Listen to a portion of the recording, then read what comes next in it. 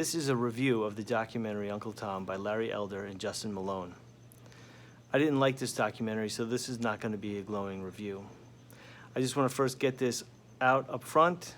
I have read Uncle Tom recently, and I have watched this documentary from beginning to end, and I listen to Larry Elder regularly.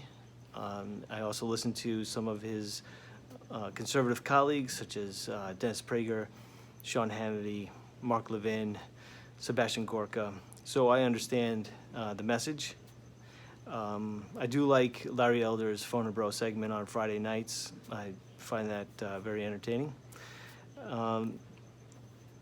In some instances, Uncle Tom has a grain of truth surrounded by a lot of smoke, very thick smoke, and very big mirrors. I will address three aspects I found particularly untruthful. First, Mr. Elder was speaking to Dave Rubin in the documentary, and he asks Mr. Rubin for just one example of systemic racism. I will provide two, because one is never enough.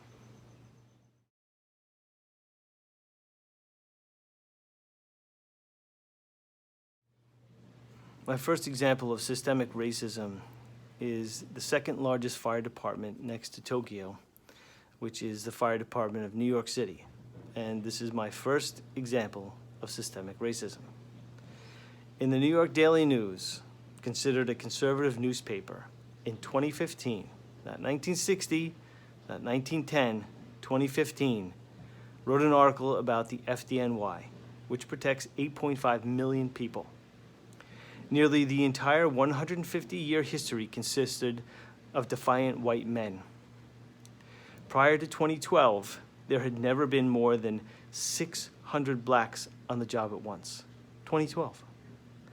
And that brief pinnacle only lasted 4 years during the 1970s. Those 600 black Americans comprised roughly 7% of the uniformed firefighters.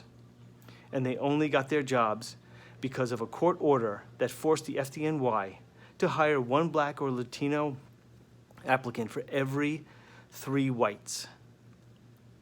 When that order expired, the number of black firefighters dipped again.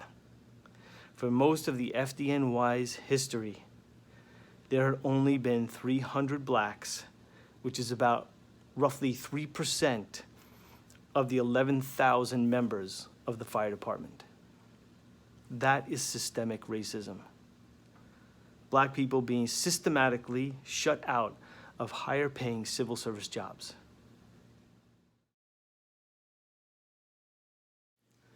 My second example of systemic racism, and remember that Dave Rubin only had to provide one. Mr. Elder, if you go back and listen to it, he said, just give me one, but I'm going to give you two because I like to be thorough. The new Reagan tapes are ugly but not surprising. Washington Post, 2019. Now, it's not fake news when the words are coming directly from the person's mouth, word for word, from tapes. Mr. Elder, a Republican and conservative, should love Ronald Reagan, but for some reason Ronald Reagan was not included in this documentary, and I'll explain why. Reagan, who was governor at the time, was speaking to Richard Nixon about their frustration with the African UN delegates siding against the United States in a vote to recognize the People's Republic of China. Quote, these are his words, and I quote, "Last night, I tell you, to watch that thing on television as I did, to see those monkeys from those African countries, damn them, they're still uncomfortable wearing shoes." End quote. Reagan said this to Nixon. Nixon laughed. Nixon and Reagan were not only racist, but they were wrong.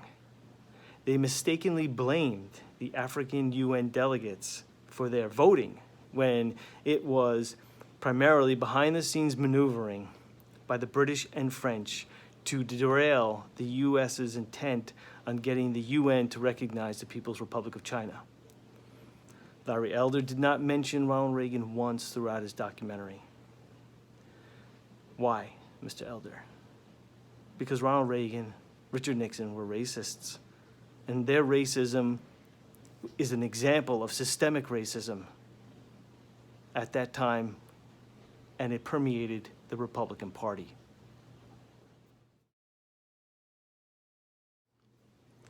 One of the most important parts of this documentary is its cast. This is also one of the film's greatest flaws. Most of this documentary is one anecdotal exception after another. The claim is, despite the Democrats shouting from the hilltops about racism in the United States, welfare, and abortion, these people succeeded. Their success does not mean that there was no systemic racism. For every one of Mr. Elder's successes stories of success, there are many, if not countless, stories like Sandra Bland, Freddie Gray, George Floyd, and Booker T. Spicely. In Freddie Gray's case, the Baltimore Police Department waited until the day after Freddie Gray died to publicly disclose that he had been arrested for possession of an illegal switchblade. But when State's Attorney Marilyn Mosby announced the charges against the 6 police officers, she claimed the knife was not a switchblade and therefore lawful under Maryland law. The person I'd like to focus on is Booker T. Spicely. He was murdered in North Carolina. In 1943, he volunteered in the U.S. Army. Spicely sat in the rear of the bus where he was by law mandated to sit. White soldiers boarded the bus, and Spicely was ordered to move further back to the final row. He refused. Spicely at one time said, "I thought I was fighting this war for democracy." When Spicely departed the bus, the driver followed Spicely and shot him twice in the chest, killing him. Spicely was a soldier of the United States Army. The bus driver was acquitted and died in a nursing home in 1982. Mr. Elder glosses over the most painful times in American history for Black people while hyper-focusing on a few exceptions. Ask the hundreds of Black New Yorkers who dreamed of a career in the FDNY if there is no systemic racism. Also, Mr. Spicely didn't get the opportunity to pull himself up by his bootstraps and die in a nursing home. Rather, he was murdered. There is no denying many Black Americans flourish in this country despite systemic racism. However, 2 of the arguably most important Republican presidents referred to Africans as monkeys. Mr. Elder doesn't want to talk about this racism or Sandra Bland, who killed herself in police custody after she was brutally put into custody for first failing to signal her car, then failing to extinguish a cigarette. The list of horror and tragedy is sadly much longer than Mr. Elder's cast of accomplished Black Americans. Herman Cain is dead because he believed President Trump and the Republicans who said not to fear COVID-19, don't wear a mask, don't social distance, attend Trump rallies. Herman Cain is dead. Trump has been claiming COVID-19 will miraculously go away.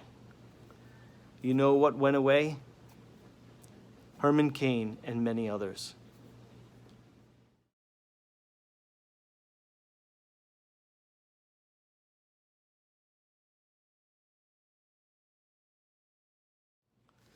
One of the pillars of this documentary is the notion the Democratic Party is the party of slavery, the KKK and Jim Crow. The Southern strategy proves this premise wrong.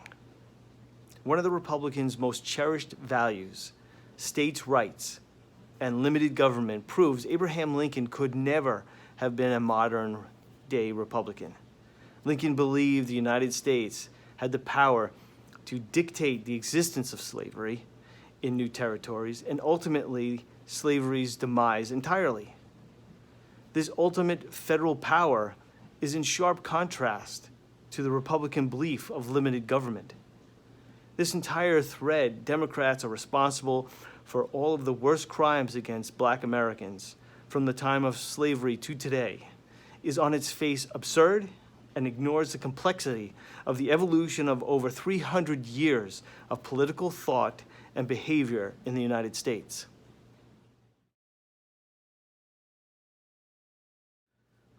This review could be as long as the documentary itself, pointing out all of the misinformation.